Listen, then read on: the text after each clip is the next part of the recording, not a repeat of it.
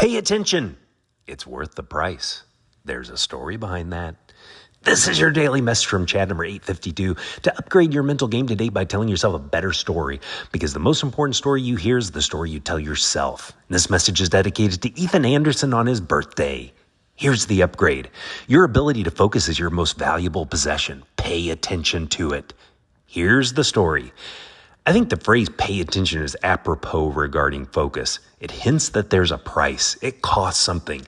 Do you realize how valuable it is? Some people have realized how much it's worth and created elaborate schemes to steal it. A lot of people have just let these people take it. There's a YouTube channel called Monkey Mind 101 that created cartoons that explains how the brain works. The brain is the most complex thing in the universe, yet it's very primitive, thus the term monkey mind. It can be hijacked and tricked easily. The brain can feel like what a monkey looks like sometimes, jumping around erratically. You need to pay attention to the way it works.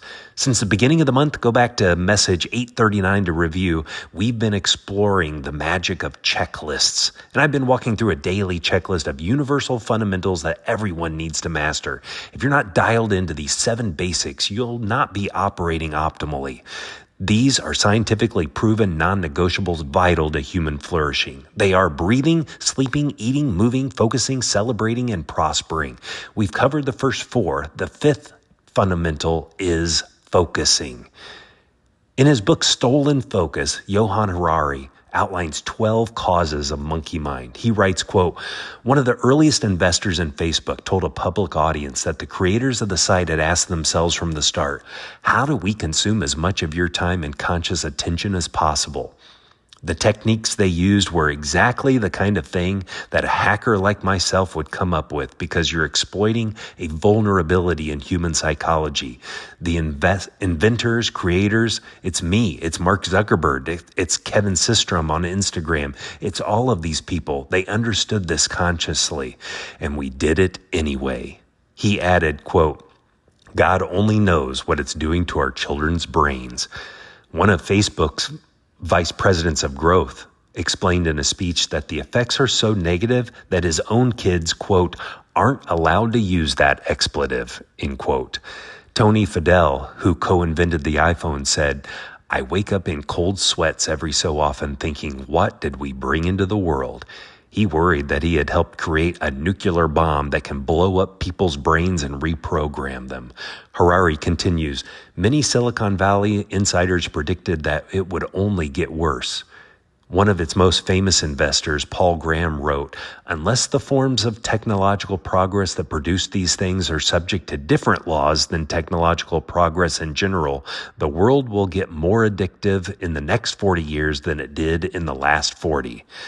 One day, James Williams, the former Google strategist I met, this is Harari writing still, addressed an audience of hundreds of leading tech designers and asked them a simple question.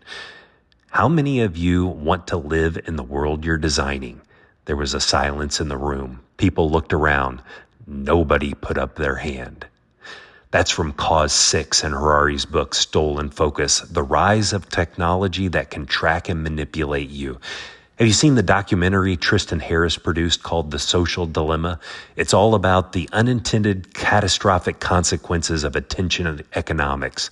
Your focus is valuable, and if you don't value it, someone else will. The better story to tell yourself is, I do not let anyone or anything steal my focus. What's the solution? It's deeper than just getting rid of technology or strapping yourself to a chair. Even if you are able to rid yourself of distractions, you need something to fill the void. The problem is not having something meaningful that draws your attention.